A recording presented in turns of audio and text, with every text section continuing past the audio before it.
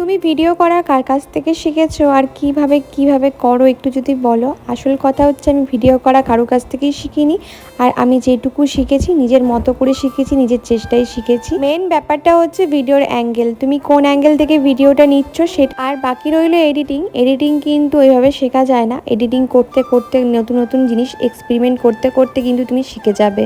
তো এখানে যেমন কুমড়োটা কাটছিলাম, আজকে বানাবো কুমড়োর তরকারি। অনেকেই বলেছিলে বৃষ্টি কুমড়োর তরকারি রেসিপি দিও। আমি জানি না কুমড়োর তরকারি রেসিপি আমার ভালো লাগবে কি না তোমাদের, কারণ আমি ভীষণ সিম্পলভাবে বানাই। কুমড়ো, পুঁই আর আলু দিয়েছি। আমি গাঁটি কচু দিয়েও বানাই, আমার খুব ভালো লাগে গাঁটি কচু দিয়ে তরকারি, মানে আমি গাঁটি কচু খেতে খুবই ভালোবাসি। তো এইটা হচ্ছে আমার একটা নতুন কড়াই, স্টিলের কড়াই, এটার আজকে পরীক্ষা নেব। তেল দিলাম, 5 ফোড়ন দিলাম, শুকনো লঙ্কা, তেজপাতা। এরপরে কুমড়ো, পুঁই, আলু যেটা কেটে রেখেছিলাম সেটা তেলের উপর দিয়ে দিলাম। আর অ্যাড করছি নুন, হলুদ, জিরে গুঁড়ো, ধনে গুঁড়ো। ব্যাস, গুঁড়ো মশলা দেওয়া শেষ হয়ে গেছে। আর লাস্টে আমি একটু অ্যাড করব হচ্ছে আদা বাটা। ঢেকে ঢেকে রান্না করব, আর তার সাথে করব আম ডাল। বিশ্বাস করো এই আম শেষ হয়ে যাচ্ছে, মানে কাঁচা আম শেষ হয়ে যাচ্ছে, মনটাও খারাপ হয়ে যাচ্ছে। তো এখানে দেখো কুমড়োর তরকারি আমার হয়ে গেছে, আর এদিকে টক ডালটাও ছকে নিলাম।